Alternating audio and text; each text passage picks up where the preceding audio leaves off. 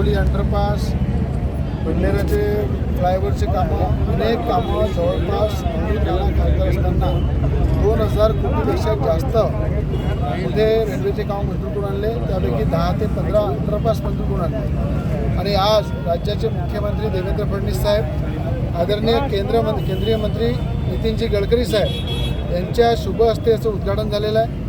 आम्ही सगळे या उद्घाटनामध्ये गोपालनगर अंडरपासमध्येच या ठिकाणी उभं राहून त्या उद्घाटनाच्या पूर्ण कार्यक्रमात सहभाग घेतला.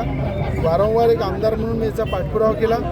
या कार्यक्रमाला उपस्थित भारतीय जनता पार्टीचे अध्यक्ष नितीनभाऊ दांडे या ठिकाणी उपस्थित होते. भाजपचे नेते सुनीलभाऊ काळे या ठिकाणी उपस्थित होते. व्यवसाय पार्टीच्या नगरसेविका स्मृतीताई ढोकेताई उपस्थित होत्या. त्यावेळी वंदनाताई हरणे भाजपच्या नगरसेविका उपस्थित होत्या. डॉक्टर तायडेसाहेब उपस्थित होते. त्याचप्रमाणे आमचे भाजपचे मंगेशभाऊ खोंडे उपस्थित होते. त्यानंतर ठाकरेजी आहे, निंबाळकरजी आहे, अनेक या ठिकाणी शर्मासाहेब आहे, अनेक या ठिकाणी उपस्थित सगळे भाजप आणि व्यवसाय पार्टीचे कार्यकर्ते यांच्या उपस्थितीत ऑनलाईन पद्धतीनं गडकरी साहेबांनी उद्घाटन केलं. त्याबद्दल गडकरी साहेबांचे आणि राज्याचे मुख्यमंत्री देवेंद्र फडणवीस साहेबांचे आभार व्यक्त करतो.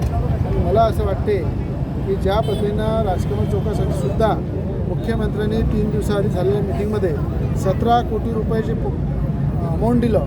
त्या अमाऊंट दिल्याबद्दल राजकमल चौकाचा ब्रिजचाही प्रश्न सुटलेला आहे. लवकरच त्याचं कामसुद्धा सुरू होणार आहे. म्हणून आज सरकारचं कामामध्ये, विकास कामामध्ये प्राधान्य आणि त्या प्रत्येक कामाला आमदार म्हणून मी पाठपुरावा करतो. तर मला असं वाटतं की राज्याच्या मुख्यमंत्र्यांचं अमरावतीकडे खूप लक्ष आहे. प्रचंड ताकदीनं अमरावती जिल्ह्याचा विकास होत आहे.